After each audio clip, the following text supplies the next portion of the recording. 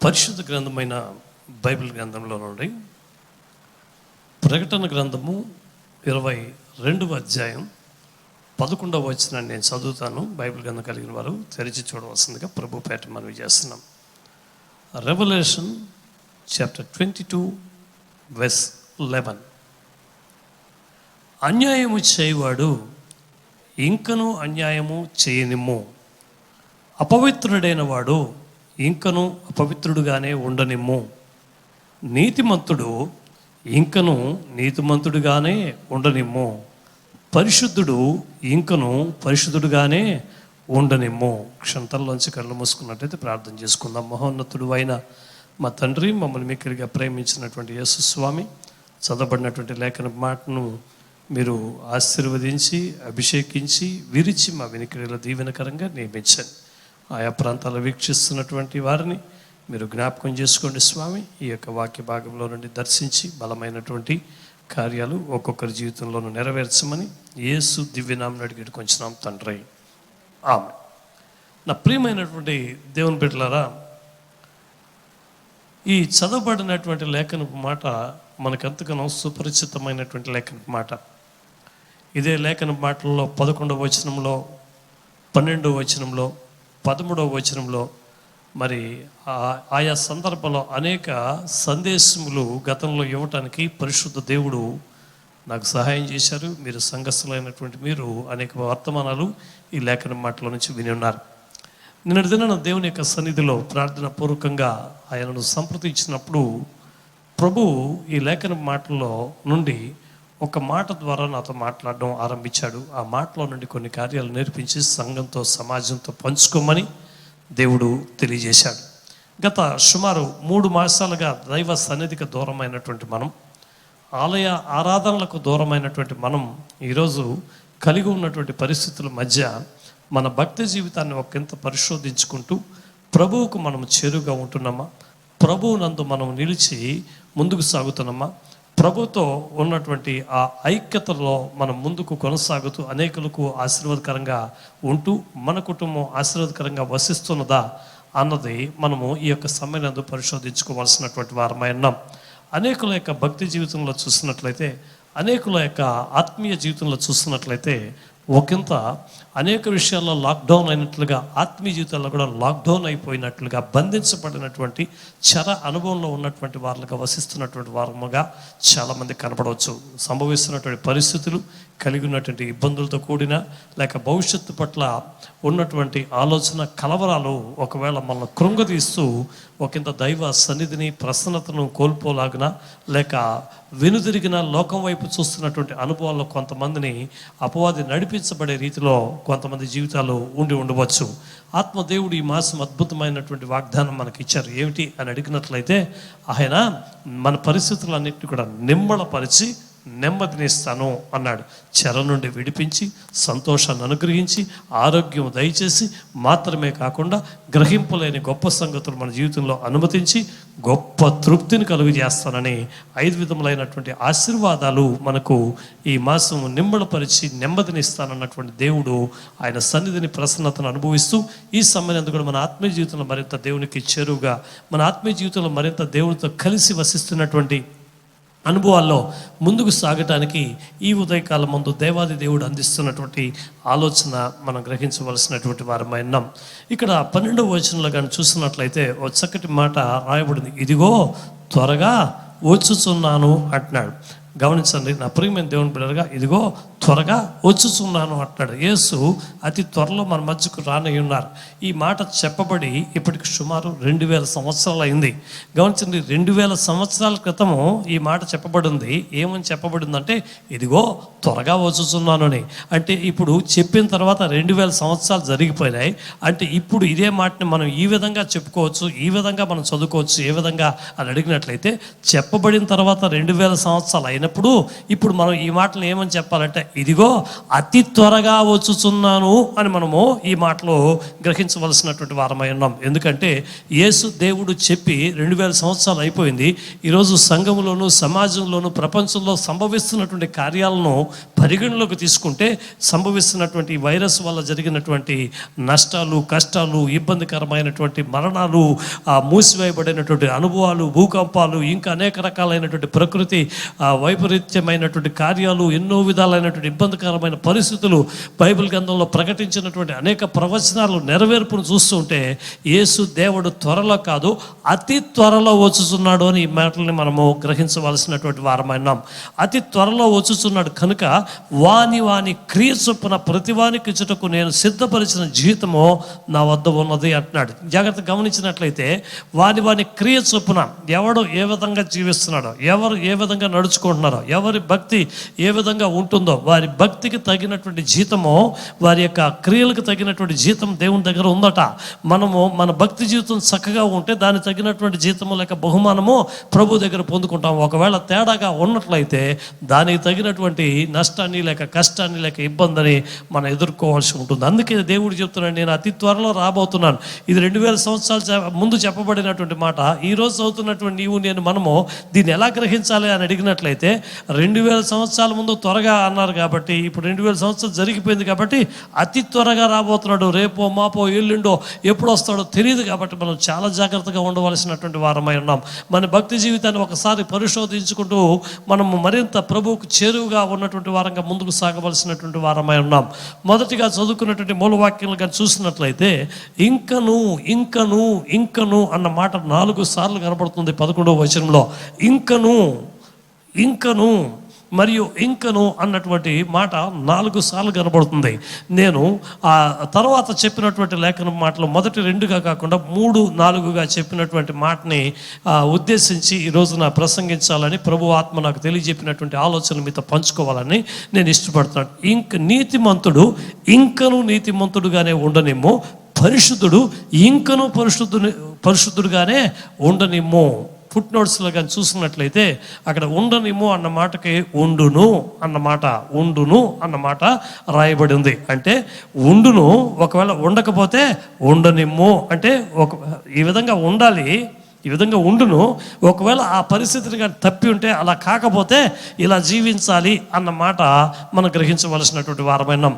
సాధారణంగా ఈ 11వ వచనాన్ని కానీ చదివితే అన్యాయం చేయవాడు ఇంకను అన్యాయం చేసుకొనిలే, అపవిత్రుడు ఇంకను అపవిత్రుడిగా ఉండని అంటే మనం అనుకుంటాం సాధారణంగా ఈ మాట ఎవరో అన్యులకి ఈ మాట అని.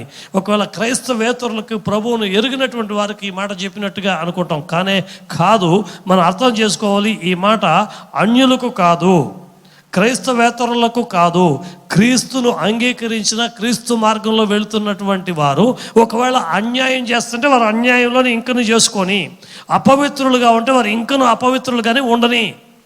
కానీ నీవు నీతిమంతుడు అయితే ఇంకనూ నీతిమంతుడుగా, పరిశుద్ధుడు అయితే ఇంకనూ పరిశుద్ధుడుగా అని ఈ మాటను మనం అర్థం చేసుకోవాలి. ఈ మాట ఇంకొంచెం క్లారిటీగా ఇంకొంచెం క్లియర్గా నీకు అర్థం కావాలంటే పేతురు రాసినటువంటి 2వ పత్రిక 3వ అధ్యాయం 9వ వచనం చదివితే 2 Peter chapter 3 verse 9 if you can read. భక్తులను శోధనల నుండి తప్పించుటకును. అమ్మ 3:9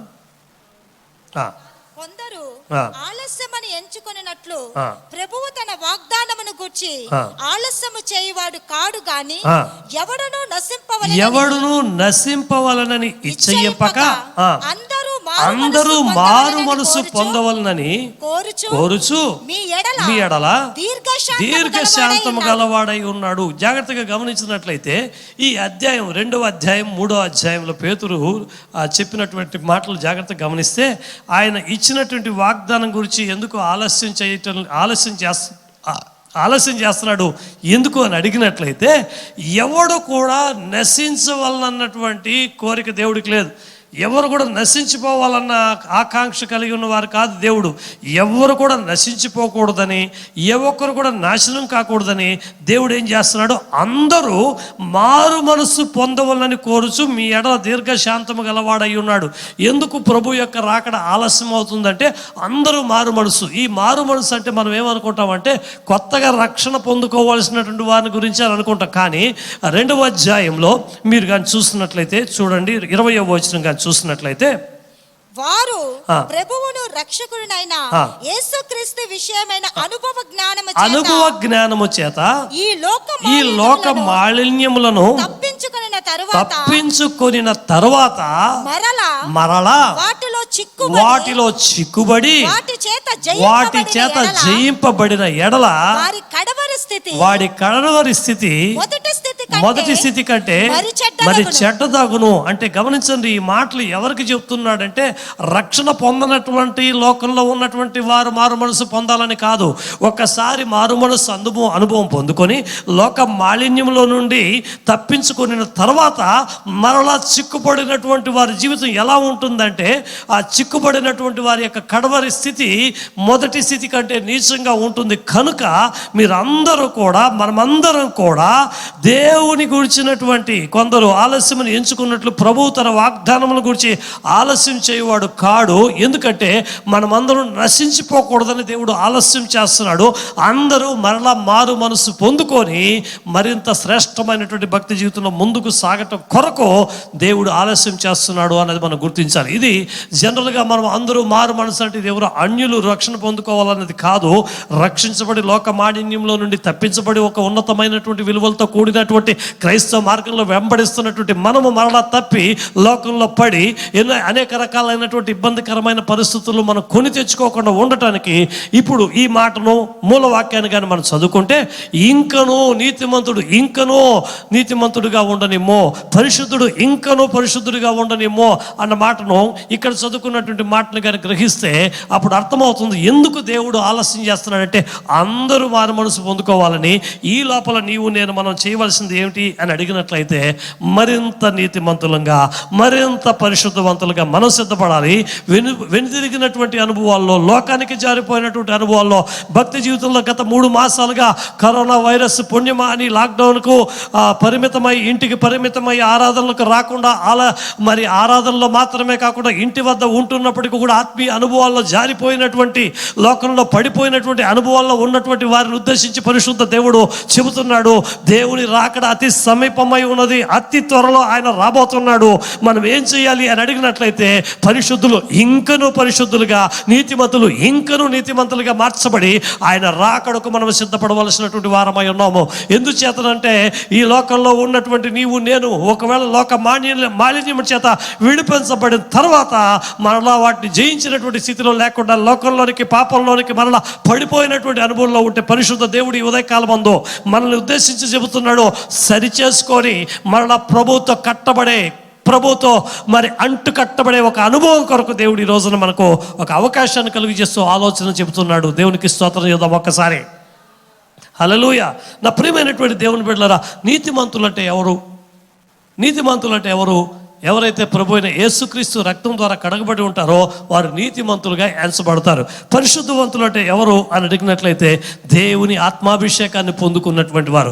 రక్షించబడినటువంటి క్రైస్తవుడు అంటే యేసు రక్తం చేత కడగబడి బాప్తిసం ద్వారా రక్షించబడినటువంటి క్రైస్తవుడు, అతడు ఒక ఉన్నతమైనటువంటి విలువలతో కూడినటువంటి జీవితం కలిగి ఉన్నప్పుడు దేవుని యొక్క అభిషేకం అతని మీదకు దిగి వచ్చి అతన్ని పరిశుద్ధవంతుడిగా జీవించడానికి, నూతన సృష్టిగా మార్చబడినటువంటి అతనిలో వసిస్తాడు. కాబట్టి అతడు పరిశుద్ధవంతుడిగా కొనసాగటానికి అవకాశం ఉంది. అంటే రక్షించబడినటువంటి వాడు నీతిమంతుడుగాను, పరిశుద్ధ దేవుని యొక్క అభిషేకం పొందుకున్నటువంటి ఆ పరిశుద్ధాత్మతో కలిసి వసించేవాడు పరిశుద్ధవంతుడుగాను పరిగణించబడతాడు. అంటే రక్షణ అనుభవంలో ఉన్నటువంటి నీవు, మరి ఆత్మాభిషేకాన్ని పొందుకున్నటువంటి నీవు, మనము ఎవరమై ఉన్నామంటే నీతిమంతులము మరియు పరిశుద్ధవంతులమై ఉన్నాం.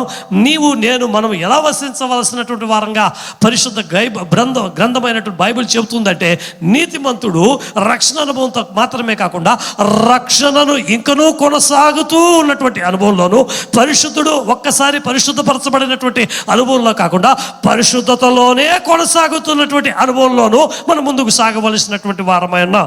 అర్థమైనటువంటి వారు ఒక్కసారి చేతుల పైకెత్తి గట్టిగా దేవునికి స్తోత్రము చెప్పండి. అంటే ఒక్క మాటలో చెప్పాలంటే, నా ప్రియమైనటువంటి దేవుని బిడ్డలారా, మనము ఎన్నుకున్నటువంటి మార్గము లేక దేవుడు మనల్ని నడిపిస్తున్నటువంటి మార్గంలో మరింత లోతుగా, మరింత యేసుకు సమీపస్థలముగా, మరింత దేవునికి దగ్గరగా వసిస్తూ మనము పొందుకున్న అనుభవాలలో మరింత దేవునికి చేరువగా ముందుకు సాగుతూ వెళ్ళే అనుభవాన్నే ఇంకను నీతిమంతుడుగా, ఇంకను పరిశుద్ధవంతుడుగా అన్న మాటలకు అవగాహన కలిగినటువంటి అర్థంగా మనము గుర్తించవలసినటువంటి వారమైనాం. అంటే మన భక్తి జీవితంలో ప్రారంభ మెట్టు మొదలుకొని ఇంకను మొదటి మెట్టు నుండి రెండవ మెట్టుకు, రెండవ మెట్టులో ఉంటే రెండవ మెట్టు నుండి మూడవ మెట్టుకు, 5లో 10లో 15 మెట్లను ఉంటే 15 నుంచి మళ్ళా 16కు 17కు, అంటే ఉన్న స్థితి నుండి ఒక్కొక్క రోజున ఉన్నతమైన ఆత్మీయ స్థితిగతులకు మన ప్రభు వైపు ప్రయాణం చేస్తూ ముందుకు సాగవలసినటువంటి వారమై ఉన్నాం.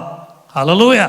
నా ప్రియమైన దేవుని బిడ్డలారా, ఈ లాక్డౌన్ సందర్భంగా పరిశుద్ధ దేవుడు ఏదో ఆశీర్వాదాల గురించి లేక ఆశ్చర్యమైనటువంటి అద్భుతాల గురించి మనం పోషించబడతాం, మనం కట్టబడతాం, మనం విడిపించబడతాం, వీటిని గురించి మాత్రమే కాదు మనం కలిగి ఉండవలసిన అవగాహన ఏమిటంటే, ఈ లాక్డౌన్ పీరియడ్లో మన భక్తి జీవితంలో మనము మరింత శ్రేష్టమైన భక్తి మార్గంలో దేవునికి సమీపస్థలంగా జీవిస్తూ ముందుకు సాగుతున్నామా, లేక భక్తి జీవితంలో మనము ఒకంత తొట్టిల్లి ఒకవేళ దిగజారినటువంటి అనుభవంలో ఉంటున్నామా, ఒక్కసారి మనం పరిశోధించుకుని మరలా ప్రభు అయిన యేసుక్రీస్తు వారితో అంటు కట్టబడినటువంటి వారంగా మన జీవితాన్ని పునరుద్ధరించబడినటువంటి వారంగా పునఃప్రతిష్టతో ముందుకు సాగవలసిన వారముగా ఈరోజు ఆత్మదేవుడు మనతో మాట్లాడుతున్నాడు. నేను నిశ్చయంగా చెబుతున్నాను, ఈ రోజున పరిశుద్ధ దేవుడు నీతో మాట్లాడుతున్నటువంటి మాటలను అనుసరించినట్లయితే, నువ్వు నమ్ము, అక్షరాల 1వ తారీఖు ఇచ్చినటువంటి వాగ్దానము 5 ఆశీర్వచనాలు ఒక్కొక్కరి జీవితంలో అవునని ఆమేనని ఈ ఉదయ కాలము మొదలుకునే దేవుడు నెరవేర్చడం ప్రారంభించబోతున్నాడు. చప్పట్లు కొట్టి గట్టిగా దేవునికి స్తోత్రం చెబుదాం.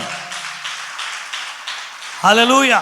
మొదటిగా ఈ యొక్క పరిశుద్ధుడు ఇంకను పరిశుద్ధుడిగా ఉండటానికి, నీతిమంతుడు ఇంకను నీతిమంతుడిగా ఉండటానికి, లేక భక్తి జీవితంలో మరింత లోతైనటువంటి క్రైస్తవ అనుభవంలో లోతైనటువంటి భక్తి జీవితంలో ముందుకు సాగటానికి ముచ్చటగా 3 కార్యాలు మీ ముందును ఉంచాలని నేను ఇష్టపడుతున్నాను. ఇంకను చేయాల్సింది దేవునిలో ఇంకను నేను బలపరచాలి, ఇంకను దేవునితో కలిసి నడవాలి, ఇంకను ప్రభువును పోలి నడుచుకోవాలి.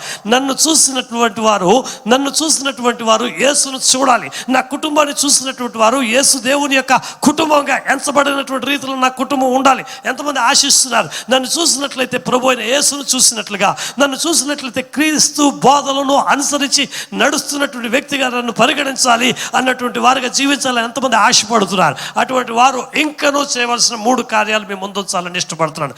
ఇంకనూ అన్నటువంటి మాటను ఆధారంగా చేసుకుని, అంటే స్టిల్, ఇంకా ఇంకా ఇంకా ఫర్దర్గా, ఇది చాలదు, ఇంకా ఇంకా కావాలి. గమనించండి, ఈ యొక్క లాక్డౌన్ పీరియడ్లో ప్రతి తల్లి పిల్లలకి చేసి పెట్టినటువంటిది ఏంటంటే ఎక్కువ రకాలైనటువంటి వంటలు. ప్రతి ఇళ్ళాలు కూడా చేసినటువంటి ఏంటంటే ఆ ట్యూబ్లను ఏ ట్యూబో, యూట్యూబో, ఓ ట్యూబో, ఏదో ట్యూబుల్లో ఛానల్స్లో అనేక వంటకాలు చేసి వండి 5 లీటర్లు ఆయిల్ మామూలుగా అయితే ఇప్పుడు 15 లీటర్లు అయి ఉంటుంది. మీరు ఒకసారి వెయిట్ కూడా చెక్ చేసుకోండి. ఆ ఆయిల్ ఎంత ఖర్చు అయిందో, మీరు వెయిట్ ఎంత పెరిగారో కూడా మీరు చూసుకోండి. అసలు వెయిట్ చూసుకోవటం ఒకవేళ సాధ్యం కాకపోతే మీరు వస్త్రములు ఈ మధ్యకాలంలో ఎక్కడికి వెళ్ళట్లేదు కదా, ఇంట్లో ఉన్నటువంటి ఏదో రొటీన్గా వాడుకునే బట్టలు వినియోగిస్తున్నారేమో, ఒకసారి రెగ్యులర్గా వాడుకొని బయటకు వెళ్ళేటప్పుడు వాడుకునే బట్టలు ఒకసారి ధరించి చూడండి. అవి చెప్తాయి నేను నీకు మ్యాచ్ అవ్వట్లేదు, నేను నీకు సూట్ అవ్వట్లేదు అని చెప్తుంది. ఎందుకంటే దాంట్లో అర్థమైపోతుంది మనము ఎంత పెరిగాము అన్నది. గమనించండి, అందరూ శారీరకమైన పెరుగుదలను మాత్రమే చూస్తున్నాం. జాగ్రత్తగా చూస్తే ఈ రోజుల్లో ఇంకా కొంచెం కావాలి. కట్లెట్ చేసేందుకు అమ్మ ఏంటంటే, అమ్మ 1 2 ఐడియల్గా ఉంటే 60 అయినా తింటాం మనం. ఇంకా కొంచెం కావాలి, బజ్జీలు ఇంకా కావాలి, చికెన్ ఇంకా కావాలి, అంతేనా ప్రేమాందం? ఇంకా కావాలి ఇంకా కావాలి అని ఇంకను అని తిండి, ఇంకను అని టీవీ, ఇంకను అని చాలా వాటితో గడిపేశాం. అయితే ఈరోజు దేవుడు ఇంకనూ కావాల్సిన 3 ఉన్నాయి. ఆ 3 మీరు కానీ కలిగి ఉంటే మీరు నమ్మండి, ప్రభు నందు మరింత బలపరచబడినటువంటి వారంగా శ్రేష్టమైనటువంటి భక్తి మార్గంలో మనం ముందుకు సాగలుగుతాం. ఈ వాస్తవంగా ఈ యొక్క ఏర్పడినటువంటి ఈ సంక్షోభం, ఏర్పడినటువంటి యొక్క లాక్డౌన్, ఏర్పడినటువంటి ఆ ఇంటికే పరిమితమై ఆలయానికి రాలేనటువంటి పరిస్థితులు, ప్రభువుకు దూరం చేసినటువంటి అనుభవంలో, ఆ భక్తి జీవితంలో దిగజారినటువంటి అనుభవంలో కానీ ఉన్నట్లయితే దేవుడు ఈరోజు నీతో మాట్లాడుతున్నాడు. ఒకవేళ చక్కగా భక్తి కట్టుకుంటూ ఉన్నటువంటి అనుభవంలో నువ్వు ఉంటే మరింత శ్రేష్టమైనటువంటి భక్తి మార్గంలో వెళ్ళటానికి, ప్రభువును చూడగలిగిన, ప్రభువునకు సమీపస్తుడు అయినటువంటి అనుభవంలో ముందుకు సాగటానికి దేవుడు ఇది నాన్న మాట్లాడుతున్నాడు. ప్రకటన గ్రంథము 22వ అధ్యాయంలో మనం చూసినట్లయితే 11వ వచనంలో ఆ చివరి భాగాన్ని మరలా చదువుదాము. పరిశుద్ధుడు ఇంకను పరిశుద్ధుడుగా ఉండనిమ్ము. ఇంకను మన జీవితంలో కలిగి ఉండవలసింది ఏంటంటే పరిశుద్ధత. హల్లెలూయా చెప్పండి ఒకసారి. ఏం కలిగి ఉండాలి? పరిశుద్ధత. ఇప్పుడున్నది చాలదు, ఇంకా పరిశుద్ధత, ఇంకనూ పరిశుద్ధత మనం కలిగి ఉండవలసినటువంటి వారంగా ఉండాలి. గమనించండి, యేసుక్రీస్తు ప్రభులు వారు మనం రక్షించుకున్నారు. మనల్ని లోక మాలిన్యం నుండి, లోక పాపం నుండి, ఇందాక పేతురు రాసిన 2 పత్రికలు మనం చదువుకున్నాం కదా, వాటిలో నుంచి దేవుడు విడిపించాడు. మనల్ని ఆయన రక్తంతో కడిగి ఉన్నతమైనటువంటి విలువలతో కూడినటువంటి క్రైస్తవ భక్తి జీవితంలో ముందుకు సాగటానికి దేవుడు సహాయం చేశాడు. ఈ జూన్ 29వ తారీఖున మాతో కలిసి కొంతమంది జన్మదినాన్ని జరుపుకోబోతున్నారు, ఆత్మీయ జన్మదినాన్ని.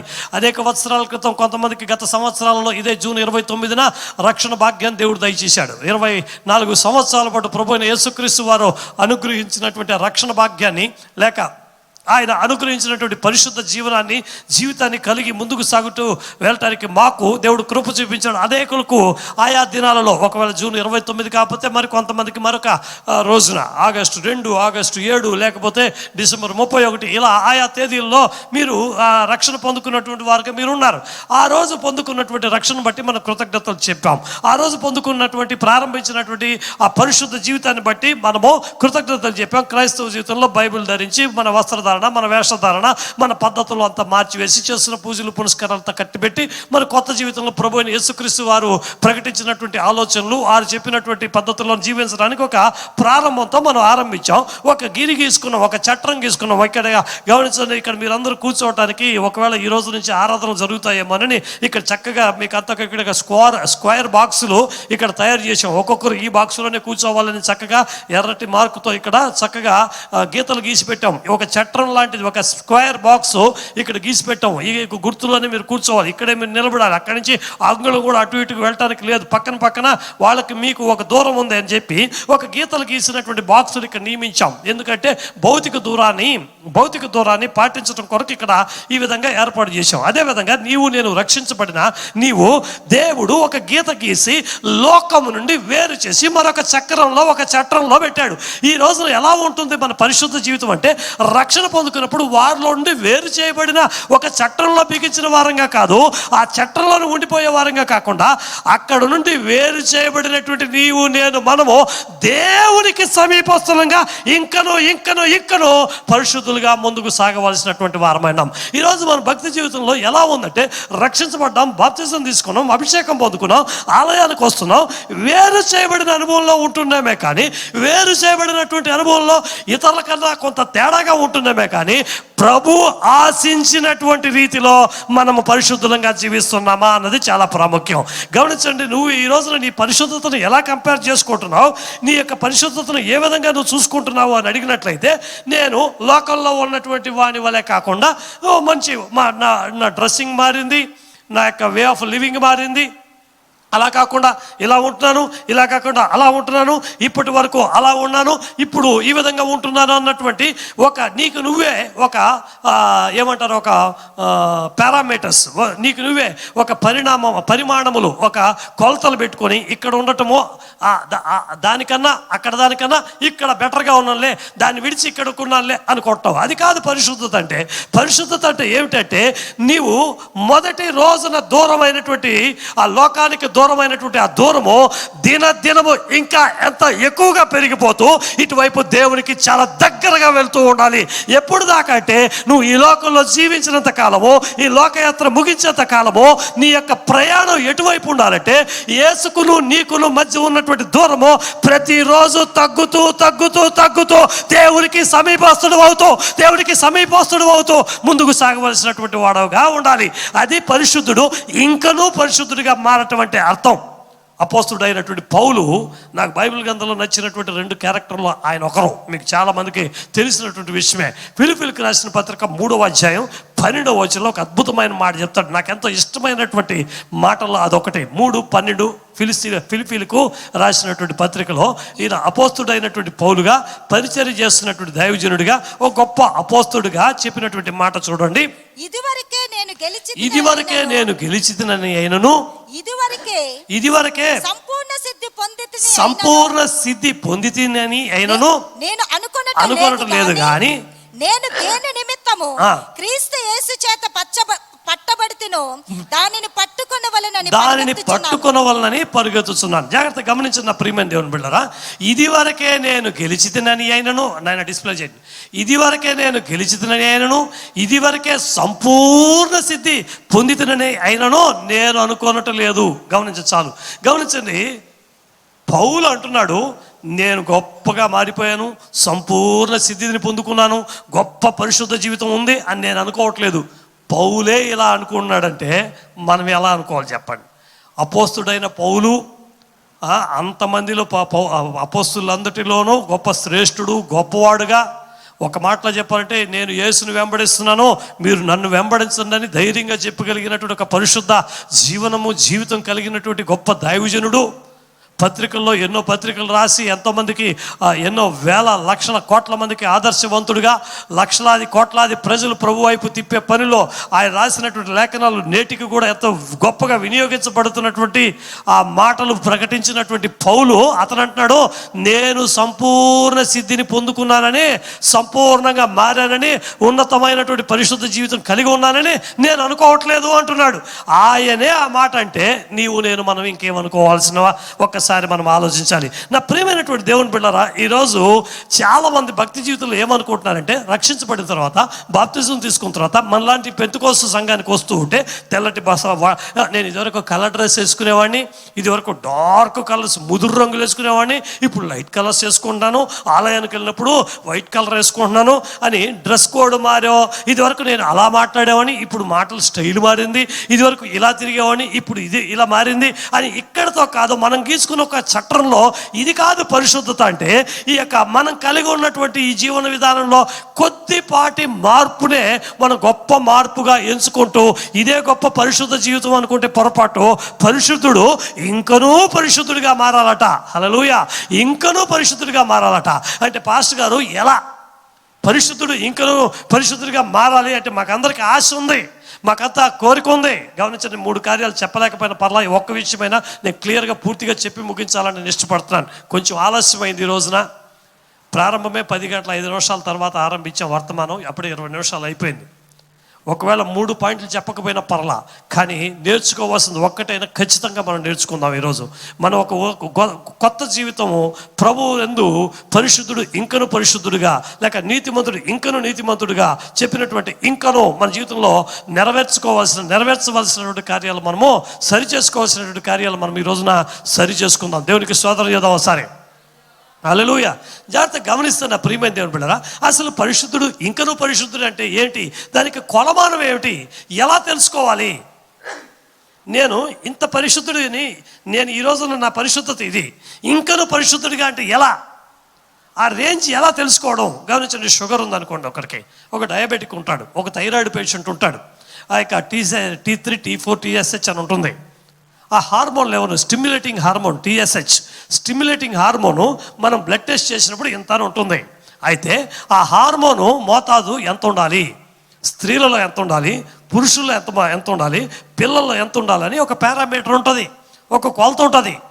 షుగర్ ఉందనుకోండి, రక్త పరీక్ష చేసినప్పుడు భోజనం చేయడానికి ముందు అంటే ఫాస్టింగ్లో ఎంత ఉండాలి, ఎంత ఉంది. ఫాస్టింగ్ అయిన తర్వాత, భోజనం చేసిన తర్వాత 2 గంటల తర్వాత ఎంత ఉండాలి, ఎంత ఉంది, ఇది చెప్పడానికి పారామీటర్స్ ఉంటాయి. అలాగనే పరిశుద్ధ జీవితంలో కూడా కొన్ని పారామీటర్స్ అంటే కొన్ని కొలమానాలు ఉన్నాయి.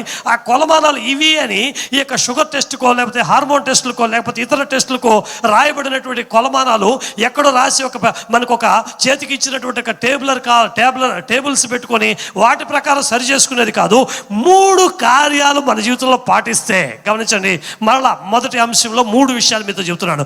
ఈ 3 కార్యాలు కానీ మనం పాటిస్తే పరిశుద్ధుడు ఇంకనూ పరిశుద్ధుడుగా కొనసాగుతాడు, పరిశుద్ధుడు ఇంకనూ పరిశుద్ధుడిగా జీవించగలుగుతాడు.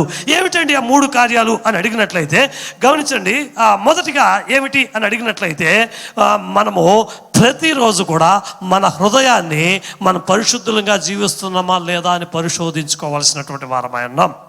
పరిశుద్ధతలో కొలమానం ఏమిటయ్యా అని అడిగినట్లయితే, ఏదో ఒక టేబులర్ కాలం పెట్టుకొని వాళ్ళని వీళ్ళని ఎవరినో మనం కంపేర్ చేసుకునేది కాదు.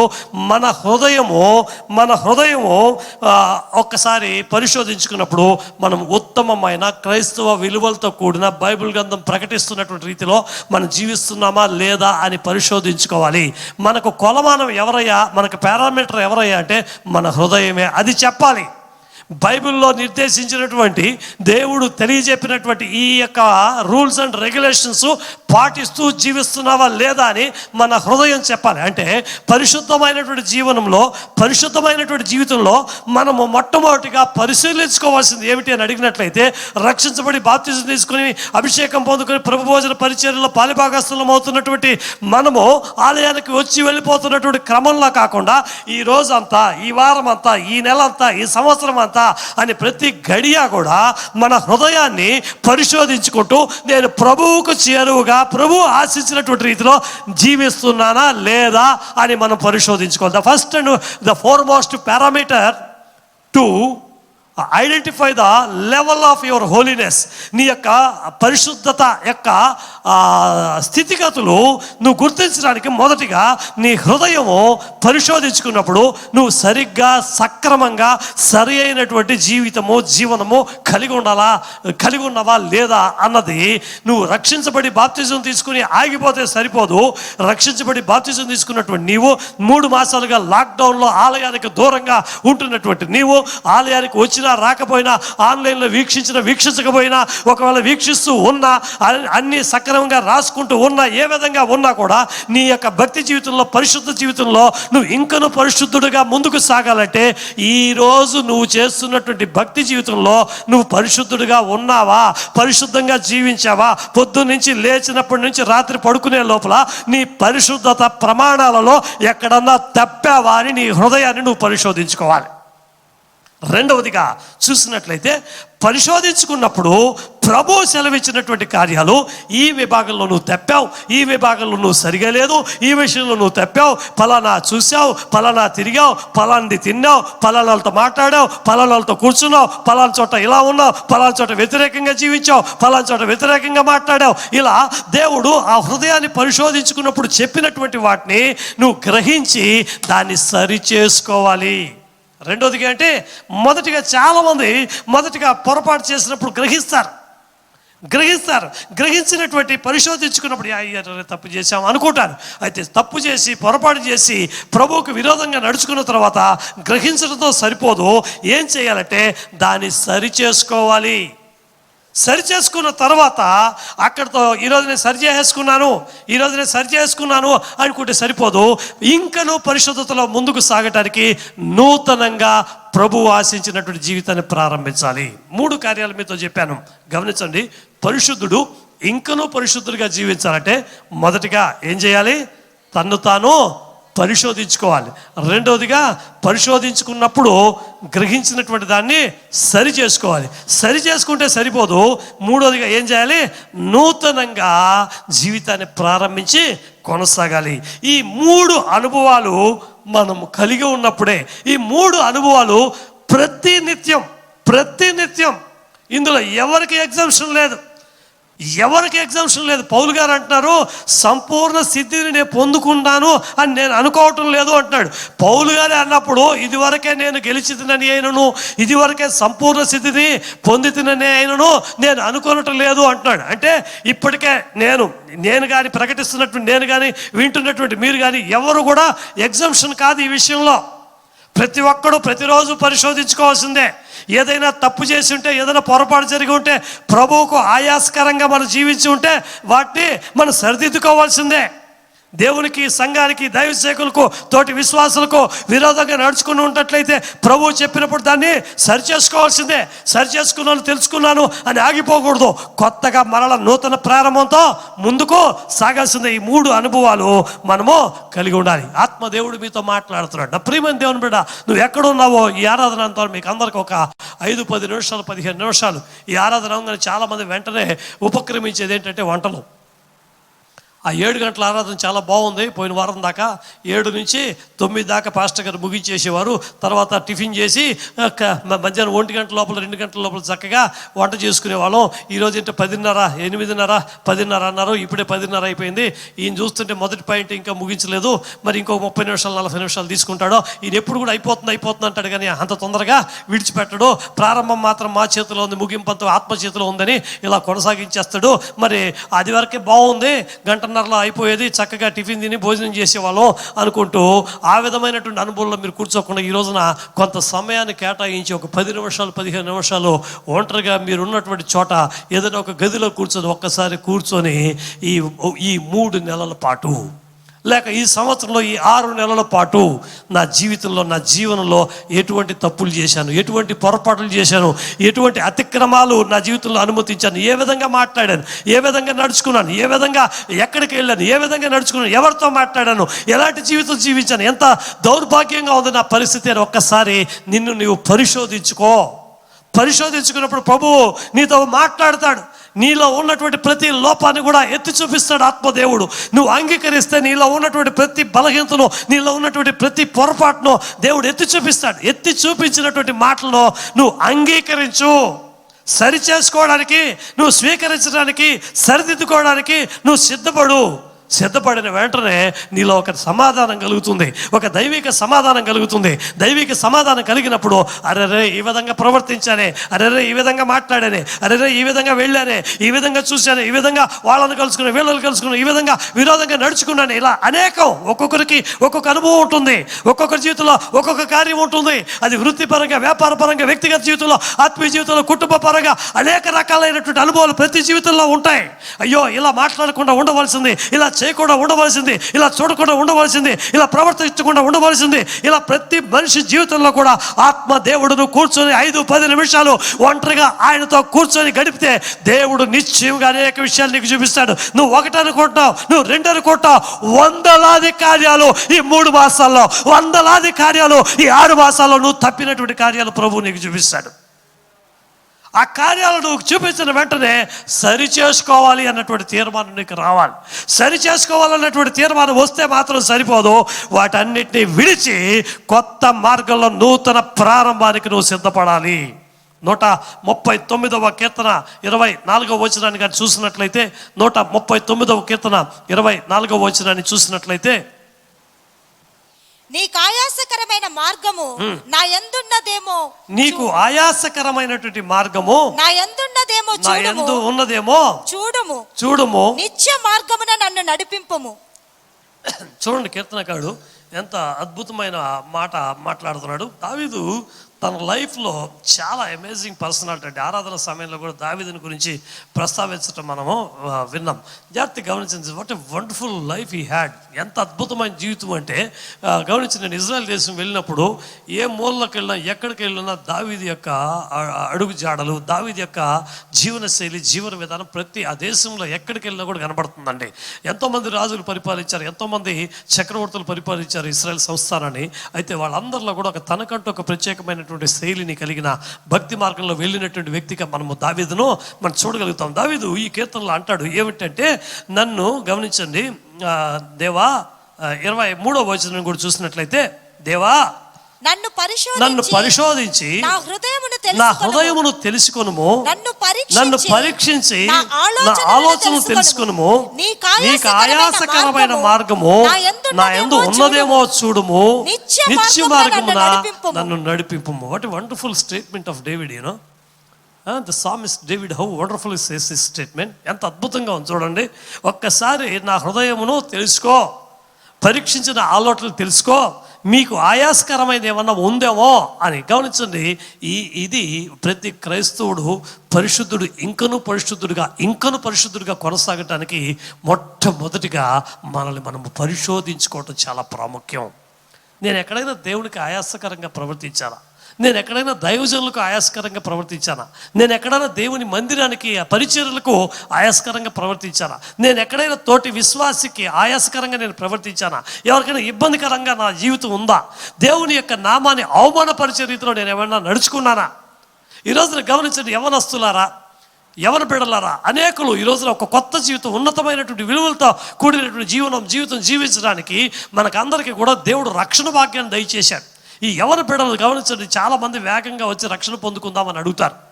గమనించండి, ఇవ్వకపోతే ఏమిటో ఇస్తే ఏమిటో అన్న రెండు విధాలైనటువంటి తలంపులతో ఉంటారు సేవకులు ఎప్పుడు కూడా. ఇవ్వకపోతే వాడు అడిగాడు, రక్షణ ఇవ్వకపోతే ఎలా అన్న బాధ ఒకవైపు. రేపు ఏదైనా తప్పినప్పుడు అతను సక్రమంగా ఆ రోజు కోరినప్పుడు రక్షణ ఇచ్చింటే చక్కగా జీవించి ఉంటాడు కదా అన్నటువంటి అనుభవంతో, అయ్యో ఆ రోజు ఇవ్వలేకపోయి, నేను బాప్తిసం ఇవ్వకపోతేనే అన్నటువంటి బాధపడే ఒక పరిస్థితి. ఒకవేళ ఇస్తే వీళ్ళు ఆవేశంగా ఏదైనా వాక్యం విన్నప్పుడు, ఏదైనా ఆలోచన కలిగినప్పుడు దేవుని యందు అత్యాశక్తి కలిగి ఆరంభ సూరత్వంగా వచ్చి భక్తి మార్గంలో చక్కగా భక్తి జీవితం ఆరంభించి వారం కొన్ని నెలలు తిరగకుండా మళ్ళీ లోకంలోకి పాపంలోకి వెళ్ళిపోతారు. వాళ్ళు ఎక్కడ ఎక్కువ శాతం గడుపుతుంటారో అవి వాళ్ళ మీద ఇన్ఫ్లుయెన్స్ చేస్తుంటుంది. స్కూల్ వాతావరణం కావచ్చు, కాలేజీ వాతావరణం కావచ్చు, లేకపోతే వాళ్ళ సమాజంలో తిరుగుతున్నటువంటి సన్నిహితులు, స్నేహితులు కావచ్చు, వారి మీద ప్రభావం చూపే అనేక అంశాలు గమనించండి, వారిని ఏం చేస్తాయంటే భక్తి మార్గం నుంచి తప్పిస్తాయి. ఎప్పుడు కూడా గమనించండి, ఎవరొస్తున్నారైనా, పెద్దవారైనా, వృద్ధులైనా, ఎవరైనా సరే, ఎవరైనా ఇంకనూ పరిశుద్ధుడు కావాలంటే మొట్టమొదటిగా ప్రతిరోజు కూడా పరిశోధించుకోవాల్సిన ఒక కార్యం ఉంది. నా ఈరోజు జీవితంలో, ఈరోజు జీవన శైలిలో నేను ఎక్కడైనా ప్రభువు యొక్క మార్గమును తప్పినటువంటి, లేక ప్రభువుకు ఆయాసకరంగా జీవించినటువంటి జీవితం నాలో ఏమన్నా ఉందా? ఏ రోజుకు ఆ రోజు పరిశోధించుకుంటే ప్రమాదము సంభవించకుండా మనం తప్పించుకోవటానికి, సరి చేసుకోవడానికి అవకాశం ఎంతైనా ఉంటుంది. ఆమేన్, హల్లెలూయా. గమనించండి, హోంవర్క్ చేయకుండా, ఇచ్చిన నోట్స్ రాయకుండా, రికార్డ్స్ రాయకుండా కాలేజీలో గమనించండి, ప్రాక్టికల్స్లో కొన్ని కాలేజెస్లో ఏం చేస్తారంటే ఇంటర్మీడియట్లో ప్రత్యేకంగా first year, second year practicals ఉంటే, ఈరోజు కార్పొరేట్ కాలేజీలు ఈ స్టైల్ అంతా ఎలా ఉంటుందంటే, సెకండ్ ఇయర్ బిగిన్ అయిన తర్వాత కేవలం ఆ 2 జనవరి, ఫిబ్రవరి మాసాల్లో మాత్రం 4-5 ప్రాక్టికల్స్ చేయించేసి ఆ 3 నెలల్లో 2 నెలల్లో మాత్రం మొత్తము 20 ఎక్స్పెరిమెంట్లో ఫస్ట్ ఇయర్లో చేయాల్సినవి, సెకండ్ ఇయర్లో చేయాల్సినవి అంతా కూడా రికార్డు రాయేసి సబ్మిట్ చేసి నామకార్థంగా 2 ఎక్స్పెరిమెంట్లు చేసి ప్రాక్టికల్ ఎగ్జామ్ పంపించేస్తున్నారు. అయితే అలా కాకుండా అదే ప్రాక్టికల్స్, అదే రికార్డ్స్ మొదటి సంవత్సరం జరిపించాల్సింది, రెండో సంవత్సరం జరిపించాల్సింది పద్ధతిగా జరిపించి ఒక్కొక్క నెలలోనూ, 2వ నెలలోనూ, 3వ నెలలోనూ 20 ఎక్స్పెరిమెంట్లు 24 నెలల్లో కానీ జరిపించి చక్కగా రాస్తే ఎట్లా ఉంటుంది? అలా కాకుండా ఒక్కసారి 2వ సంవత్సరం ఎగ్జామినేషన్స్కి ఒక్క నెల ముందు తీసుకొచ్చి చేతులు పెడితే ఎలా ఉంటుంది? మొదటి నుంచి చేసుకుంటూ వస్తే అది ఎంతో చక్కగా నీట్గా ఉంటుంది, సబ్జెక్ట్ పట్ల అవగాహన కూడా కలిగిన వారంగా ఉంటాం. అలా కాకుండా ఒక్కసారిగా తీసుకొచ్చి 2వ సంవత్సరం చివరి 2 నెలల్లో చేతులు పెడితే ఏదో రాశామని చెప్పి రాయటానికి కాకపోతే ఇంకెవరి దగ్గర రాయించి మేకులు కొట్టి 10 మార్కులు ఇచ్చేదే కదా, 6 ఇచ్చినా 7 ఇచ్చినా చాలా అన్నటువంటి ఉద్దేశంతో రాయటానికి ఎన్నో సబ్జెక్ట్ నేర్చుకోవడానికి ఎంతో తేడా ఉంటుంది. అలాగనే భక్తి జీవితంలో కూడా గమనించండి, ఏ రోజుకు ఆ రోజు పరిశోధించుకుంటూ సక్రంగా వెళ్ళినట్లయితే ఎంతో చక్కగా ఉంటుంది. అలా కాకుండా ఒక్క సంవత్సరం ఇష్టం వచ్చినట్టుగా తిరిగి, ఒక్క సంవత్సరం ఇష్టం వచ్చినట్టుగా జీవించి అప్పుడు దాన్ని సరిదిద్దుకోవాలనుకుంటే, ఒక్క సంవత్సరం నీ మీద ప్రభావం చూపించినటువంటి వాటి నుండి ఒక్కసారిగా బయటకు రావడానికి చాలా కష్టంగా ఉంటుంది. అందుకే భక్తి జీవితంలో ఎప్పటికప్పుడు, ఏ రోజుకు ఆ రోజు, ఏ రాత్రికి ఆ రాత్రి, ఏ ఉదయానికి ఆ ఉదయం ఎప్పటికప్పుడు పరిశోధించుకొని నీకు ఆయాసకరమైనది ఏమన్నా ఉన్నదా ఎప్పటికప్పుడు నువ్వు సరి చేసుకుంటూ ఉంటే, ఎప్పటికప్పుడు నువ్వు కరెక్ట్గా చేసుకుంటూ ఉంటే చివరికి 1 నెల తర్వాత, 3 నెలల తర్వాత, 6 నెలల తర్వాత తప్పిపోయి లోకంలో జారిపోయి ప్రభువుకు దూరం అయిపోయినటువంటి అనుభవాలు ఎన్నడూ ఉండవు. ఆమేన్. అర్థమైన వాళ్ళు చేతుల పైకెత్తి గట్టిగా దేవునికి స్తోత్రం చెప్పండి. నా ప్రియమైనటువంటి దేవుని బిడ్డలారా, ఈ రోజున గమనించండి, మన ఆలోచనలతో కాకుండా మనము దైవ నేత్రములతో దేవుని వాక్యపు వెలుగుల్లో మన మార్గం ఎలా ఉంది అని మనం పరిశోధించుకోవాలి. దైవ వాక్యాన్ని గైడ్ లైన్స్గా పెట్టుకోవాలి. ఈరోజు గమనించండి, కోవిడ్-19 లాక్డౌన్ తర్వాత లేక లాక్డౌన్ సడలింపుల్లో ఈ విధంగా ఉండాలి. సడలింపు యొక్క అదిగో నియమ నిబంధనావళి ఇది. మనం కూడా ఆలయానికి ముందు పెద్ద బ్యానర్ పెట్టాం, ఇవన్నీ పాటించాలి, ఇవన్నీ కలిగి ఉండాలని పెట్టాం. ఎందుకు పెట్టామంటే ఇవన్నీ పాటించకపోతే ఏమొస్తుంది, వైరస్ వస్తుంది, రావడానికి అవకాశం ఎక్కువ అని. పాటిస్తే రాదా అంటే కాదు, పాటించినా వస్తుంది, పాటించకపోయినా వస్తుంది. పాటించినప్పుడు రావటానికి అవకాశాలు చాలా తక్కువ, పాటించకపోతే అవకాశాలు పూర్తిగా ఉంటాయి.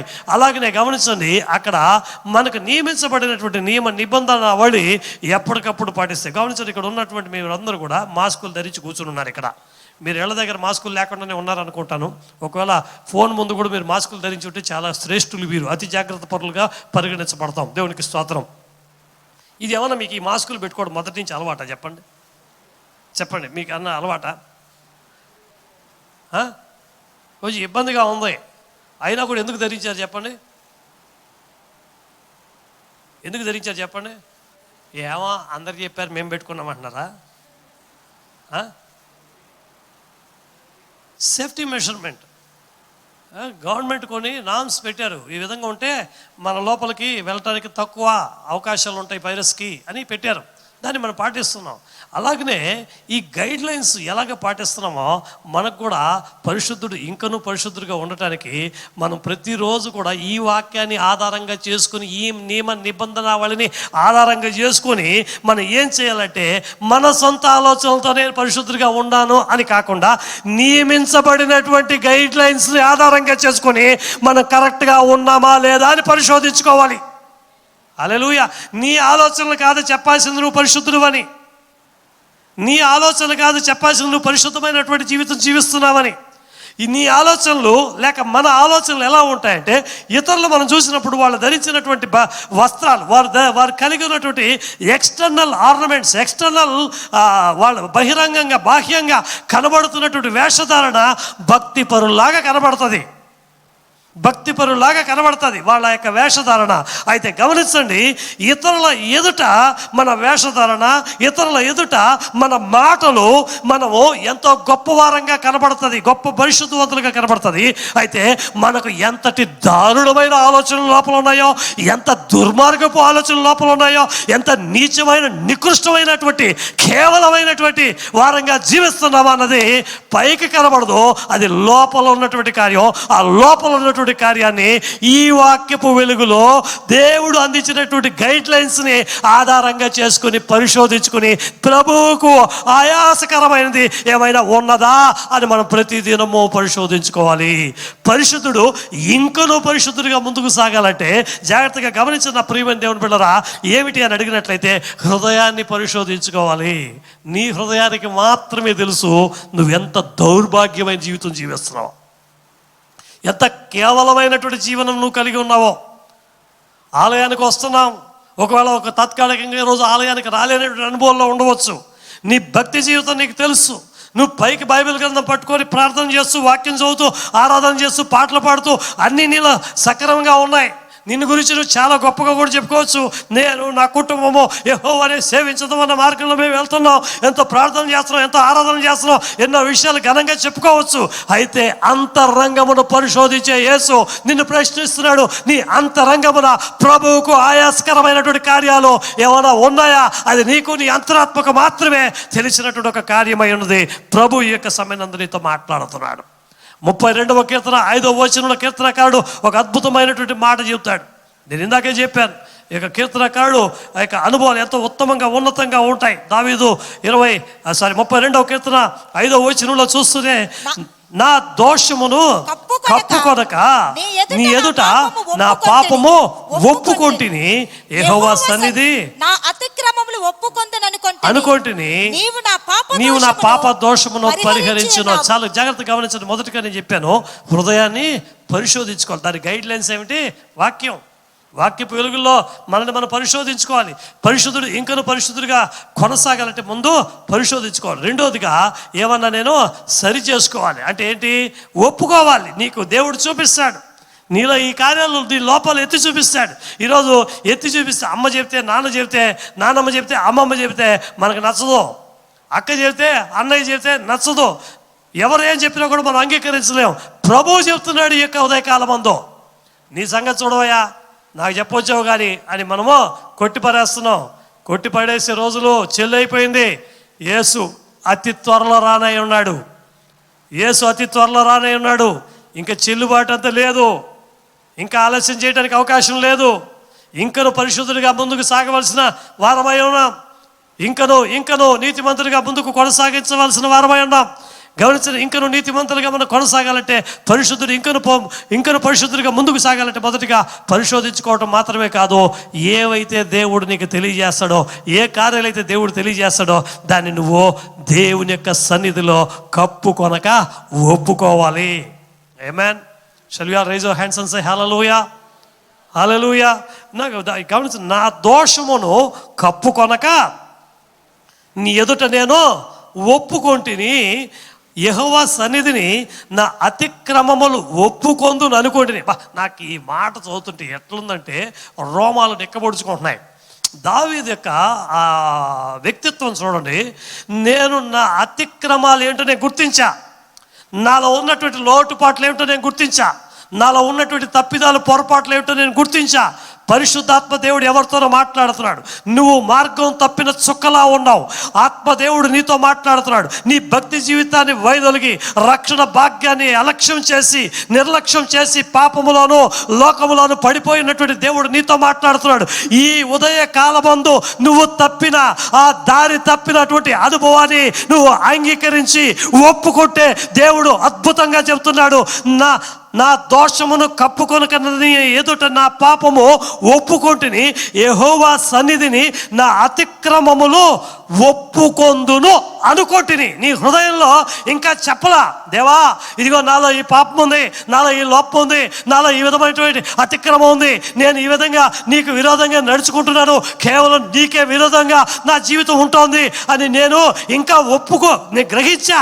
ఇంకా నేను ఒప్పుకోవటానికి మునిపే నా హృదయంలో ఒక ఆలోచన పుడుతోంది. నేను తప్పు చేశాను, నాలో లోపం ఉంది, నాలో పాపం ఉంది, ఒక ఆలోచన కలుగుతూ ఉన్నప్పుడే నీవు నా పాప దోషమును పరిహరించి ఉన్నావు. ఎంత మంచి దేవుడు అండి.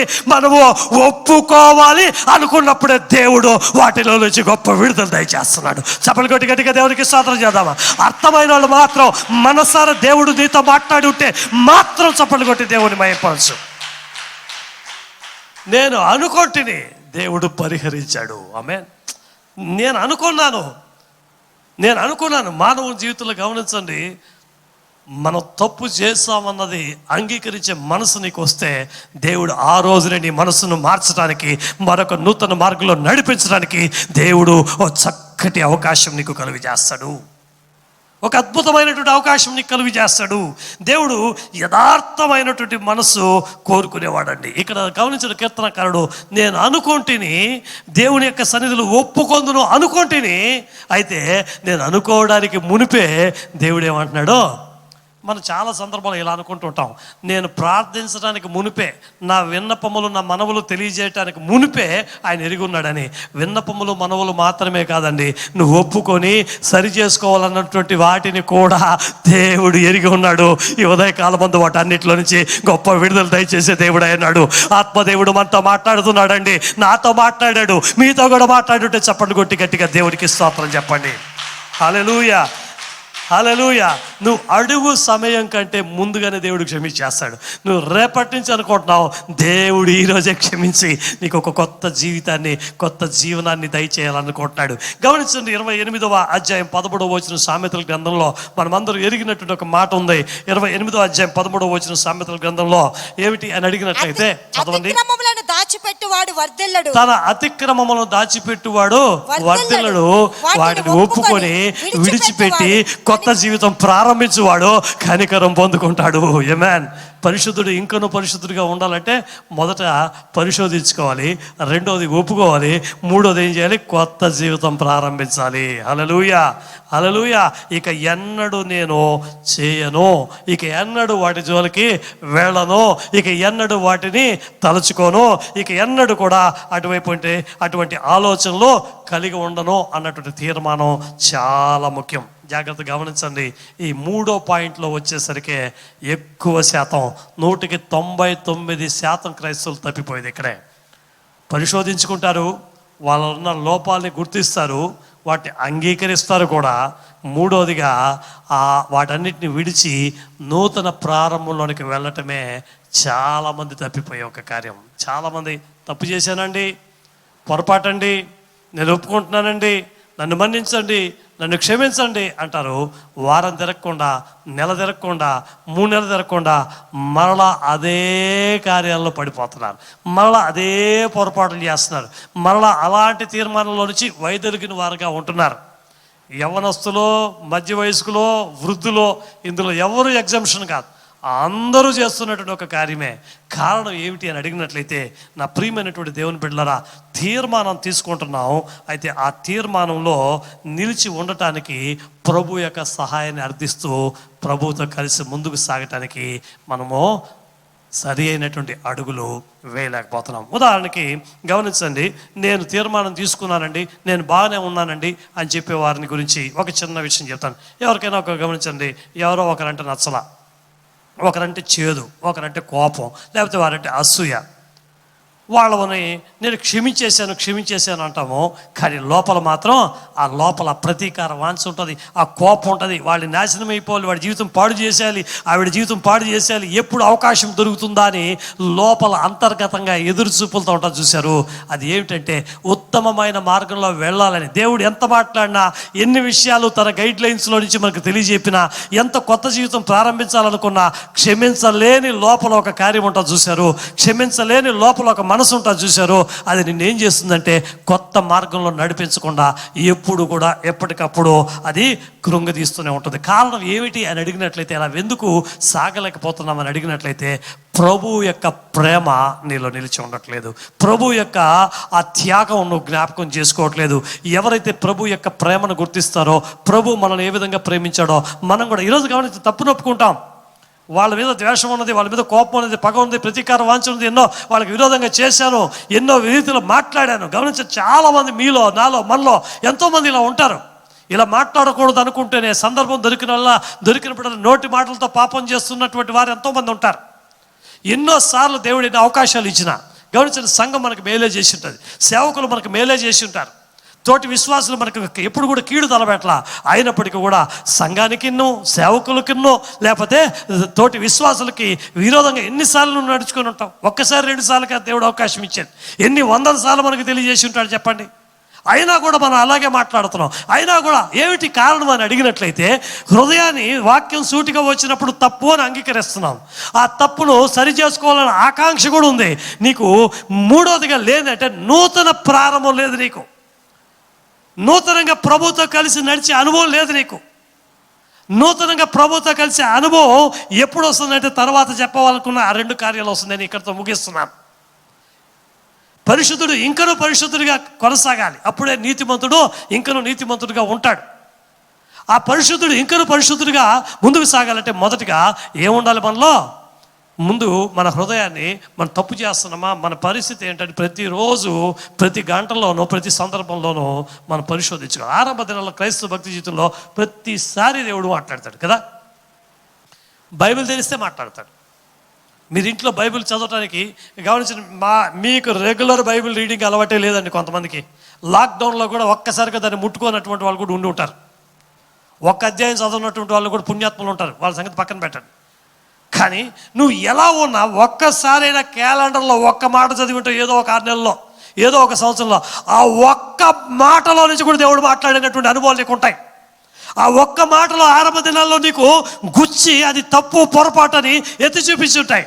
అయితే ఈరోజు ఏమైందంటే ఆ గుచ్చి ఎత్తి చూపించే ఆ కత్తి లాంటి షార్ప్ ఎడ్జ్ నీలో ఏం చేస్తంటే మొక్కబోయి ఇది రాయిలాగా పాషంలాగా, అంతకుముందు మాంసం హృదయం ఉండేది, పొడిస్తే చక్కగా గుచ్చుకునేది. గమనించండి, ఒక పెన్ను ఏమో పెన్ను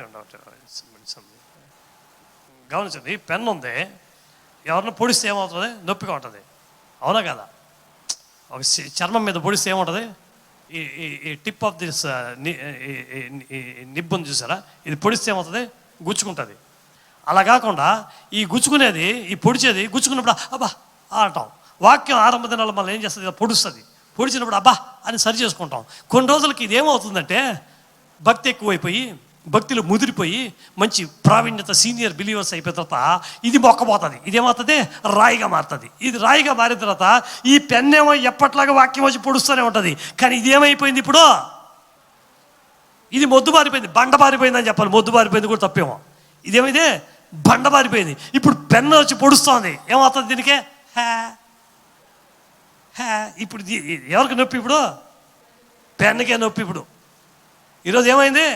వాక్యం పొడుస్తుంటే వాళ్ళు అలాగే చెప్తారు. పాస్టర్ గారు అంటే వాళ్ళు చెప్పడానికి పుట్టారు. దైవ సేవకులు అంటే చెప్పడానికి పుట్టారు. మనం ఏంటి? పోనీలే పోతావు ఒక రోజున. నా ప్రియమైన దేవుని బిడ్డరా, గ్రహించాలి, అది పొడుస్తూనే ఉంటుంది. సింగిల్ వర్డ్ పొడుస్తుంది, సింగిల్ చాప్టర్ పొడుస్తుంది, టోటల్ బుక్ అయినా పొడుస్తుంది. అది గ్రహించగలగాలి, సరి చేసుకోవాలి. మూడోది, సరి చేసుకున్న తర్వాత దీన్ని అనుసరించి నడుచుకోవటం నేర్చుకోవాలి. ఆరంభంలో మన భక్తి అలాగే ఉండదు. అనుసరించే వాళ్ళు, నేర్చుకునే వాళ్ళు, చక్కగా వెళ్ళేవాళ్ళం. దారిలో మనం విడిచిపెట్టిన వాళ్ళు ఎవరైనా కనబడితే నో. ఈ గుర్రానికి గమనించండి, కళ్ళకి ఏం కడతారా? కళ్ళకు గంతలు కడతారు. గుర్రం ఎంత వేగంగా పరిగెడుతుందో గుర్రానికి ఒక బలహీనత ఉంటుందన్నమాట. ఏంటంటే అది కట్టకపోతే ఆ పక్క ఈ పక్క చూస్తుంట దిక్కుమాలి ముఖం. గుర్రం ఎంత వేగంగా పరిగెడుతుంది. అసలు మనకు ఇంజిన్ పవర్ని దేంతో కొలుస్తారు చెప్పండి? Horse power. ఎంత? నా కారు, నా bike 75 horse power, 50 horse power చెప్తాం కదా. అంటే 50 గుర్రాల వేగం పరిగెడుతుంది నా కారు, నా బైకు, నా స్కూటరు 7 గుర్రాల వేగం పరిగెడుతుంది అని చెప్తాం హార్స్ పవర్ అని మన మెషర్మెంట్లో చెప్తాం. అయితే ఈ హార్స్ పవర్, ఈ హార్స్కు ఉన్నటువంటి లోపం ఏంటంటే దానికి కానీ గంతలు కట్టకపోతే అది తిన్నగా పరిగెట్టదు. ఇటు చూస్తా పోతుంది. అప్పుడు ఏం చేస్తుంది? గంతలు కట్టి గుర్రం ముందు వెళ్ళిపోతుంది. గంతలు తీసిన గుర్రం ఎక్కడ కూడా గెలిచినట్టు చరిత్ర లేదు. అది ఎలా దాని దృష్టి ఒకవైపు, అది ఒకే వైపు చూడాలి. విశ్వాసమునకు కర్తయు కొనసాగించువాడనైనా యేసు వైపు మాత్రమే చూస్తూ పరిగెత్తినంత కాలము మనం నిశ్చయముగా జయ జీవితాన్ని కలిగి ఉన్నటువంటి వారంగా ఉంటాం. హల్లెలూయా. మన జీవితం అలా పరిగెత్తే వారంగా ఉండాలి. అలా ఉన్నప్పుడు నిశ్చయముగా ఆయన చెప్తాడు కదా, పౌలు, నేనేదో సంపూర్ణ స్థితి పొందుకున్నానని నేను అనుకోవట్లా, గురి వైపు పరిగెత్తూనే ఉన్నాను అంటాడు. ఆమేన్. హల్లెలూయా. పరిగెత్తడానికి ప్రమాణం ఏంటంటే దీన్ని చూసి పరిగెత్తాలి. మొదట అలాగే పరిగెత్తాం. చాలామంది అంటుంటారు, ఈ యొక్క ఎక్కువ పురుషులు ఏమంటుంటారంటే, ఒకప్పుడు ఆరంభ దినాల్లో వైన్ షాప్ వైపు తలెత్తి కూడా చూడరు. రక్షణ పొందుకున్న తర్వాత ఆ తర్వాత ఏం చేస్తారంటే, నేను కూడా ఒకప్పుడు మీకన్నా ఎక్కువ తాగినోడిని అంటారు. మీకన్నా ఎక్కువ తాగినోడిని అంటే ఏంటి? ఈ తాగుబోతుని వాడు పాత జీవితాన్ని కంపేర్ చేయడం బిగిన్ చేశాడు. మొదట అసహ్యం, రక్షించబడిన తర్వాత పాతవి గతించను, సమస్తమో నూతనమైన. ఇప్పుడు ఏమైంది? నీకన్నా నువ్వు ఎన్ని బాటలు నిలబడతావా? ఫుల్లా, హాఫా, క్వార్టరా? నువ్వు ఎంత నిలబడతావు? నేనైతే ఎంతో తెలుసా? గమనించిన నా ప్రియమైన దేవుని పిల్లల, కొత్త నిబంధన కాల సమయాల్లో జీవిస్తున్నట్టు మనం గుర్తించాల్సింది, తాగుడు మానటం మాత్రం కాదు, తాగినటువంటి వాటిని జ్ఞాపకం చేసుకోవడం కూడా పాపమే. ఆ టేస్ట్ నీకు గుర్తొచ్చిందనుకో, ఆ సిగరెట్ పఫ్ నీకు జ్ఞాపకం వచ్చిందనుకో, ఆ రోజు తాలూకు కార్యాలు ఏదైనా గుర్తొచ్చిందనుకో, అది కూడా పాపమే. చెప్పకూడదు. కానీ నేను ఒకప్పుడు ఇలా ఉన్నాను, సాక్షార్థమై దేవుని మహిమార్థమై ఎక్కడైనా పాత జీవితం కార్యాలు ప్రకటించవచ్చునేమో, కానీ నేను ఒకప్పుడు అని ఘనంగా చెప్పుకోవడానికి వినియోగించినట్లయితే నేను ఎవరో తెలుసా?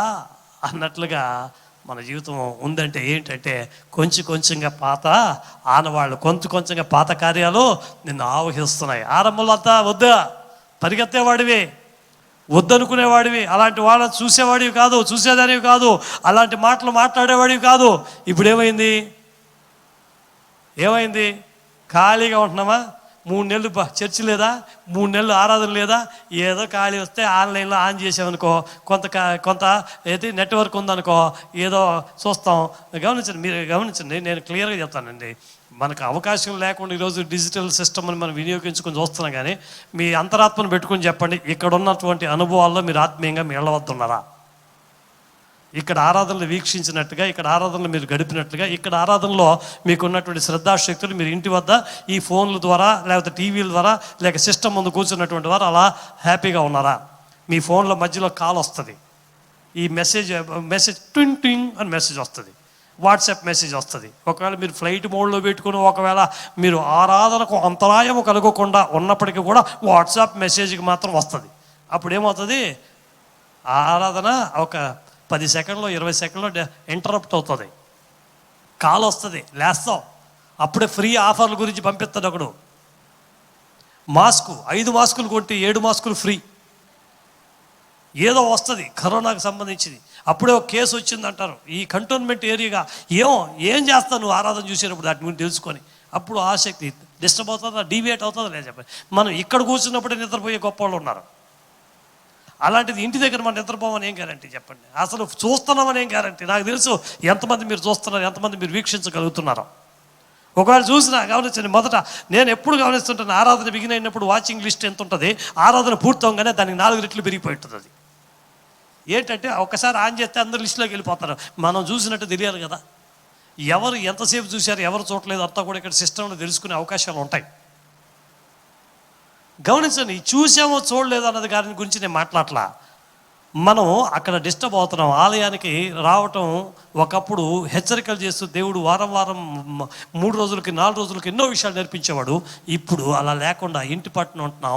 ఎన్నో లోక కార్యాలు మన దగ్గరికి వస్తున్నాయి, ఎన్నో పాప కార్యాలు మనలో ప్రవేశించినాయి. దేవుడు అటు నీతిమంతుడు, ఇంకనూ నీతిమంతుడుగా కొనసాగాలంటే నా ప్రియమైన దేవుని బిడ్డ, ఈరోజు దేవుడు ఒక అవకాశం ఇస్తున్నాడు.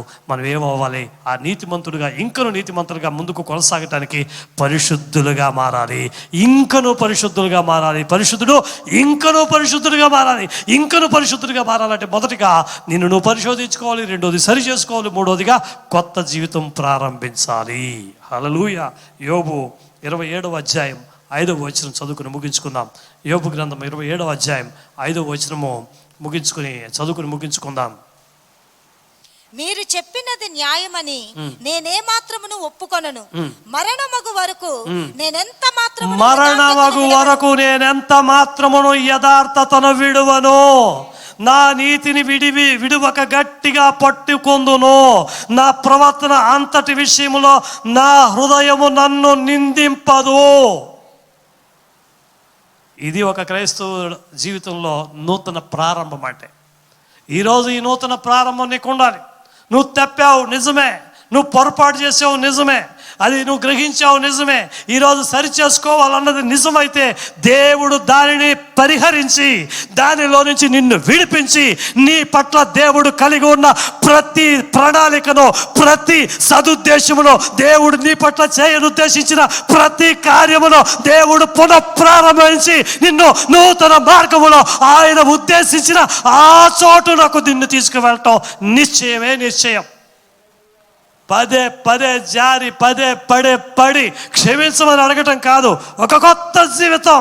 మరెన్నడూ నా హృదయము నన్ను నిందించదు, మరెన్నడూ ఇటువంటి పరిస్థితి రాదు, మరెన్నడూ ఇటువంటి క్షమించమని అడిగే పరిస్థితి నా జీవితంలో రాకూడదు. మరణమగు వరకు నేను ఎంత మాత్రమునో, ఈ మాట అండర్లైన్ చేసుకోండి, ఈ మాట పెద్ద అక్షరాలతో రాసి మీ కళ్ళకు కనబడే చోట మీ ఇంట్లో పెట్టుకోండి. ఎంత అద్భుతమైన మాట ఇది. మరణమగు వరకు నేను ఎంత మాత్రమునో యథార్థతను విడువను, నా నీతిని విడువక గట్టిగా పట్టుకొందును. 100 మంది చెప్పని, 1000 మంది చెప్పని, 1,00,000 మంది చెప్పని, ప్రభు మార్గములే నాకు అనుసరణీయము. ఈ మార్గంలో నేను వెళ్తాను. 1,00,000 మంది నాకు విరోధంగా వ్యతిరేకంగా చెప్పిన కోట్ల రూపాయలు నాకు ప్రతిఫలంగా ఇస్తానన్నా నేను విడువను. నేను ఈ మార్గాన్ని విడిచిపెట్టను. నా యథార్థతను నేను ఏమాత్రం విడిచిపెట్టను. నా నీతిని వీడువక గట్టిగా పట్టుకొందును. అదే 13వ అధ్యాయము 5వ వచనం 15వ వచనం అనుకుంటారు. అద్భుతమైన మరొక మాట అంటాడు యోబు 13వ అధ్యాయము యోబు 15వ వచనం, ఇదిగో ఆయన నన్ను చంపినను, నేను ఆయన కొరకు కనిపెట్టుచున్నాను. ఆయన సన్నిధిని నా ప్రవర్తన న్యాయమని రుజువు పరుతును. హల్లెలూయా. ఎవరి సన్నిధిని న్యాయం అని చెప్పాలి? మనం ఇతరుల ముందు, ఎదుటి వారి ముందు, మనమే, మన కుటుంబ సభ్యుల ముందు కాదు, ఆయన ఎదుట. ఆమేన్. హల్లెలూయా. పరిశుద్ధుడు, ఇంకనూ పరిశుద్ధుడు. ఈరోజు వర్తమాన అంశం ఏమిటంటే ఇంకనూ, చెప్పండి, ఇంకనూ నీతిమంతుడిగా జీవించాలంటే మొదటిగా మనము పరిశుద్ధులంగా, ఇప్పుడున్న పరిశుద్ధులు కాదు, ఇంకనూ పరిశుద్ధులుగా ఉండుము అని అర్థం. కింద ఫుట్ నోట్స్లో ఉండును అన్నది ప్రెజెంట్ టెన్స్లో. ఇంకనూ పరిశుద్ధులుగా నువ్వు జీవించాలంటే ఈరోజు దాకా జరిగిపోయింది, వదిలేసేయండి. ఈరోజు ఉదయం ఇప్పుడు 11 గంటల దాటింది. 11 గంటల వరకు కూడా ముందున్న దాన్ని విడిచిపెట్టింది. వాక్యం వింటున్నటువంటి సందర్భము ముందు వరకు కూడా అన్ని విషయాన్ని, ఈ ఫైనల్ కన్క్లూడింగ్ టైంలో ఇది వరకు ఎలా ఉందో ఈరోజు నేను పరిశోధించుకుంటున్నాను. ఈరోజు నేను సరి చేసుకుంటున్నాను. నేను సరి చేసుకోవడానికి తీర్మానించుకున్నప్పుడే దేవుడు నా యొక్క తప్పిదాలు, నా పొరపాట్లంతటినీ కూడా దేవుడు పరిహరిస్తున్నాడు. మూడవదిగా నేను ఆయన చెప్పిన నియమ నిబంధనావళిని అనుసరించి నూతనమైన ప్రారంభాన్ని నేను కలిగి ఉంటాను. ఈ 3 మనలో ఉన్నంత కాలము పరిశుద్ధుడు ఇంకను పరిశుద్ధుడిగానే కొనసాగుతాడు. హల్లెలూయా. ఈ 3 మనలో ప్రతిరోజు ఉండాలి, ప్రతి గంట ఉండాలి, ప్రతి క్షణము మనల్ని హెచ్చరిక చేస్తూనే ఉండాలి. ఇది ఉన్నంత కాలం ఆరంభ క్రైస్తవ విలువలతో కూడినటువంటి జీవనపు ఆరంభ దశలో రక్షణ, బాప్తిజం, మారు మనసు అనుభవంతో ప్రారంభించిన ఆ రోజున ఇది ప్రతి క్రైస్తవుడికి ఉండేది. ఈ రోజున అంచెలంచెలుగా తరిగిపోతుంది. పరిశుద్ధాత్మ దేవుడు నీతో మాట్లాడుంటే మోకరించు. ఈ రోజున సరి చేసుకుందాం.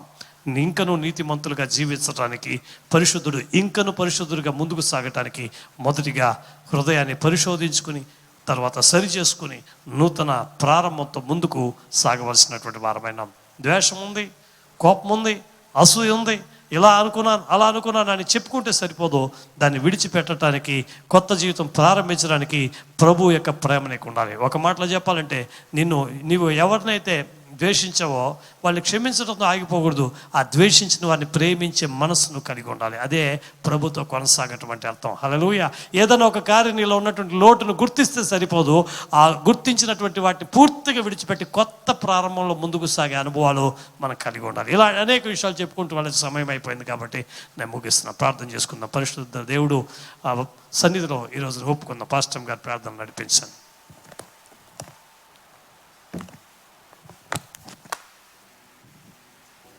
అందరూ దేవుడు నీతో మాట్లాడుంటే, నేను నమ్ముతున్నా నాతో దేవుడు మాట్లాడాడు, మీతో కూడా మాట్లాడుంటే ప్రార్థన చేసుకుందాం. వాక్యానికి అప్పగించుకుని అద్భుతమైన రీతిలో యేసయ్యా మీ వాక్యంలోంచి మాతో ఎంతగానో మీరు మాట్లాడేవయ్యా.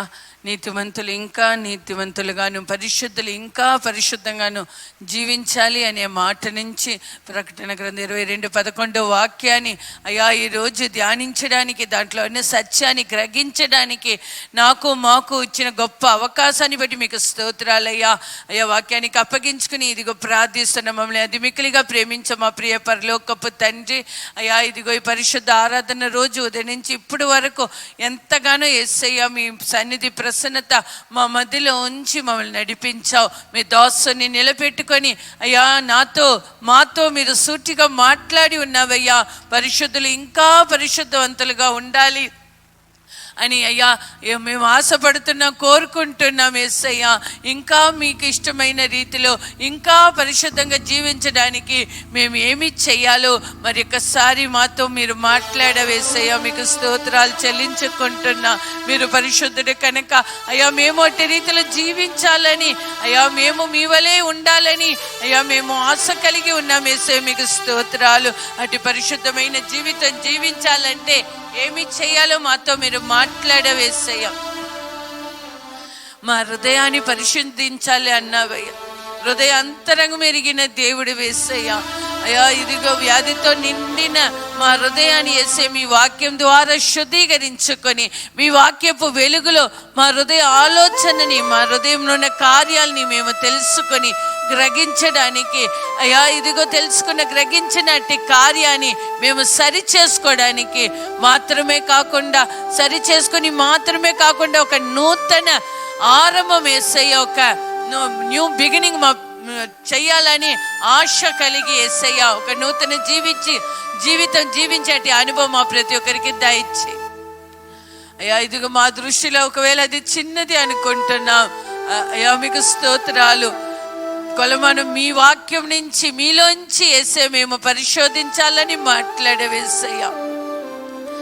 పై రూపాన్ని అందరూ చూస్తున్నారు కానీ హృదయ అంతరంగము చూసిన దేవుడు, మా స్థితిగతులు పరిస్థితులు ఎరిగిన దేవుడు. ఈరోజు మీరు మాట్లాడిన రీతిలో, అయ్యా యోబు చెప్పిన రీతిలో మరణ పరిత్యం యేసయ్యా, అయ్యా మా యథార్థము మరి మా పరిశుద్ధత విడువకుండా మేము కాపాడుకోవడానికి మీరు సహాయం చేయమని అడుగుచున్నా. మీకు స్తోత్రాలు చెల్లించుకుని ఎలాంటి పరిస్థితి కూడా, అయ్యా పరిస్థితులు కూడా మా పరిశుద్ధతని కోల్పోకుండా యేసయ్యా ఇంకా పరిశుద్ధంగా జీవించే కృప మాకు దయచేయమని మీరు మాట్లాడిన ప్రతి మాటకి మీకు కృతజ్ఞతలు చెల్లించుకుంటూ అటు ప్రతి మాటలు మేము పాటించే కృప మాకు దయచేయమనయ్యా. మరలా మీ నామంలో మేమందరూ కూడుకున్నంత వరకు మీ కృపా కాపుదల భద్రత దయచేయమని సంఘ జ్ఞాపకం చేసుకొని సంఘ బిడ్డలు ప్రతి ఒక్క కుటుంబం చుట్టూ ప్రత్యేక కాపుదల భద్రత దయచేయండి. ఈ వారంలో ఉన్న చైన్ ప్రేయర్ మరి విమోచన కోడిక, అయ్యా మీకు జీతమైతే ఫ్యామిలీ ఫెలోషిప్ అన్నిటినీ మీకు అప్పగిస్తున్నా. ప్రతి కార్యంలోనూ మీ హస్తాన్ని ఉంచి అయ్యా మీరు నడిపించమని అడుగుచున్నాం యేసయ్యా.